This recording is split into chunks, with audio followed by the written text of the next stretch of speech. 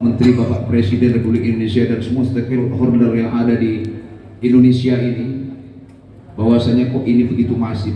Kenapa? Karena suatu bentuk yang kami rasakan ini sudah sangat luar biasa. Bukan hanya sekedar isu, bukan hanya sekedar di angka-angka Pak Menteri, Pak Dirjen, bukan hanya sekedar di angka-angka potongan atau repaksi. Namun yang kami harapkan lebih dari itu, yaitu regulasi,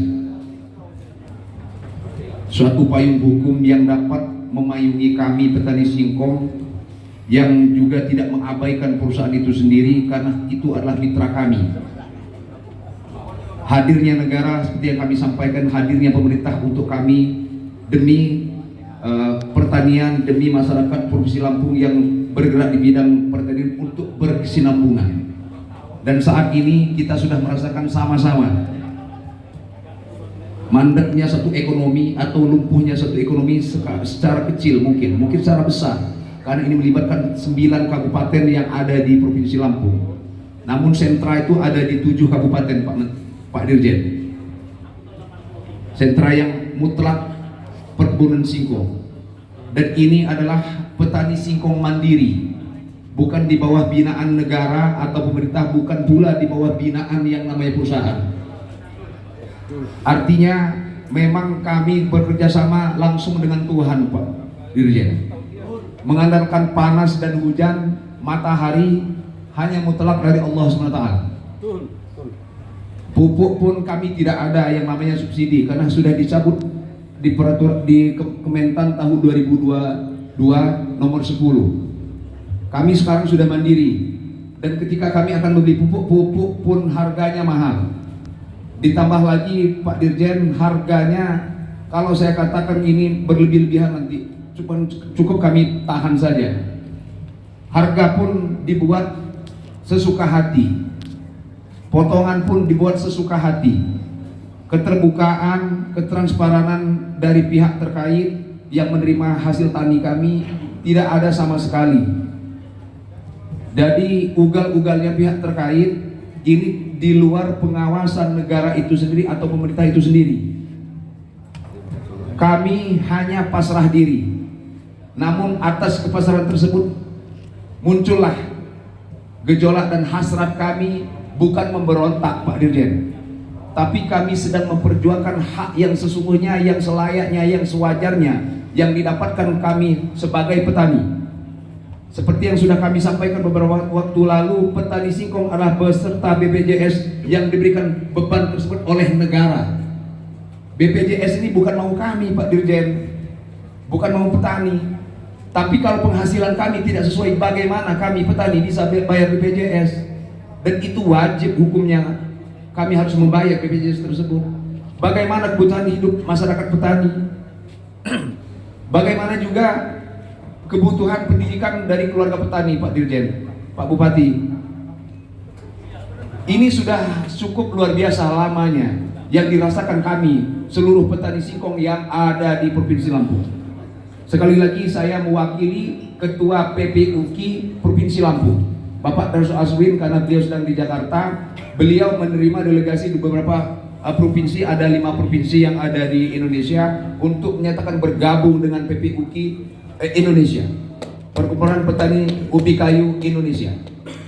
Jadi saya diamanatkan beliau, didaulat beliau untuk mewakili beliau, Pak Dirjen. Dan lagi, siapa petani singkong itu, Pak? DPR RI, beliau mungkin merasakan hal yang sama dengan kami, karena pada prinsipnya yang sudah berlalu-lalu ini kami harapkan ke depan, Pak Dirjen, secara khusus, saya ulangi lagi, Pak Dirjen, secara khusus kami petani singkong meminta dihadirkan BUMN negara, Pak. Lebih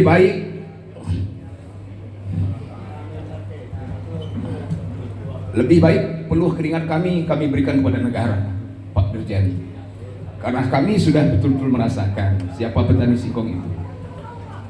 Ini bukanlah suatu hal yang wajar, karena ini bukan suatu hal yang jelas kami pandang. Ini sudah tidak ada satu kewajaran lagi, Pak Dirjen. Kenapa kami meminta itu, Dirjen, itu harus BUMN mengcover perusahaan-perusahaan atau mengcover kami petani singkong yang ada di Provinsi Lampung. Dan itu secara khusus saya sampaikan lagi kepada Pak Dirjen. Pada prinsipnya kemarin sudah saya sampaikan langsung dengan Bapak Menteri, Bapak Amran Sulaiman kemarin. Bapak juga mendengar. Kenapa kami meminta? Karena tidak wajar Pak Dirjen. Perlu keringat kami ini kami serahkan pada orang yang tidak bertanggung jawab, pada orang yang tidak mau membangun Indonesia. Bapak Dirjen, Pak Satgas sudah biasa langsung. Bagaimana lingkungan pabrik-pabrik yang ada, yang sifatnya harus meninggikan atau mengutamakan kearifan lokal, atau mungkin bahasanya meninggikan norma-norma masyarakat setempat. Yang kami rasakan tidak ada Pak Dirjen. Dan yang lain juga Pak Dirjen, tolong berikan kepada kami satu bentuk regulasi, pembinaan, penyuluhan, bibit unggul. Dan yang lain juga tidak kalah penting Pak Dirjen, itu adalah modernisasi. Dan itu kemarin saya sampaikan dan saya langsung serahkan kepada Bapak Menteri mewakili seluruh Provinsi Lampung, tidak mewakili hanya dari kabupaten tertentu. Jadi kami berharap dari modernisasi, kenapa Pak Dirjen? Kenapa kami merasa terhina dan dihina oleh pihak-pihak terkait? Mereka mengatakan kualitas ACI dari beberapa negara lebih baik dari negara Indonesia. Sementara kapan kami dapat pembinaan dari negara? Pernah tidak kami diberikan satu penyuluhan dari pihak-pihak perusahaan? Tidak pernah Pak Dirjen. Ini mungkin kalau kemarin kami tidak ada kesempatan untuk memaparkan kepada Bapak Menteri karena dengan keterbatasan waktu, di mana hari Jumat dan beliau harus menghadiri rapat dengan Bapak Presiden Republik Indonesia.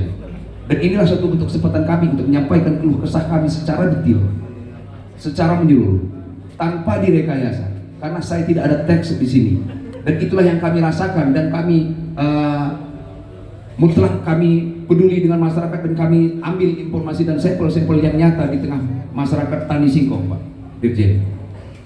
Kenapa mereka sampai mengatakan produk dari luar negeri harus lebih baik? Kapan pernah negara memberikan satu